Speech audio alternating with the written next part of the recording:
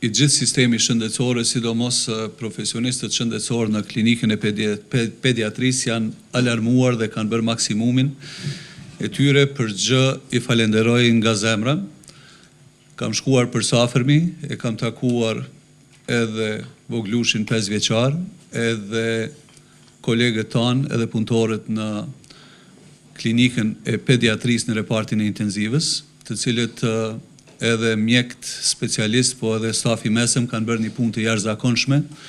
sepse nga ajo që kam parë unë, fëmiu ka qenë në gjendje të vështirë, edhe në gjendje të rënduar, jo vetëm fizike, me plagët edhe me pjesën shëndetësore që e ka pas, mirë po jashtëzakonisht i traumatizuar dhe pothuajse me shumë pak komunikim pavarësisht të moshës 5 vjeçare.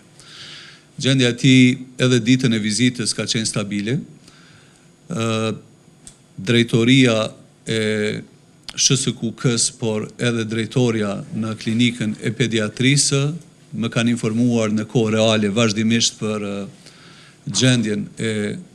voglushit dhe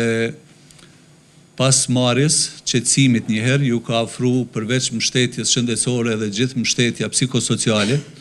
psikolog, psikiatër, por edhe ortoped e lëmi të tjera të cilat janë lidhur me pjesën shëndetësore, një grup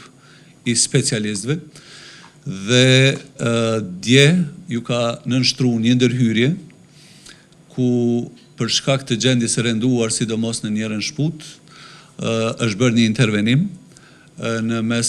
kirurgu ortoped dhe atyre plastik, ka dalë nga sala, fillimisht i intubuar, po pastaj është qetësuar shumë shpejt, sepse secili pacient që del nga sala është një procedurë standarde operimit. Sot është gjendja stabile, ka filluar pak edhe komunikimin verbal, gjendja është më mirë, ka pas një anemi të lehtë për çka të gjitha masat janë marrë që të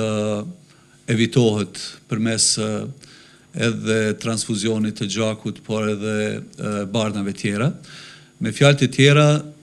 gjendja në aspektin shëndetësor, po flas në kuptimin e mbarvajtjes së punës sa i përket pjesës shëndetësore, është mirë dhe ka shkuar mirë dhe po e merr veten shumë shpejt. Mirë, po ajo që e përmendi edhe Ministri Hoti, ajo që na ka shqetësuar gjithë është edhe kjo pjesa psikosociale e fëmijut, i cili shihet që fatkeqësisht ka qenë për shumë kohë në një ambient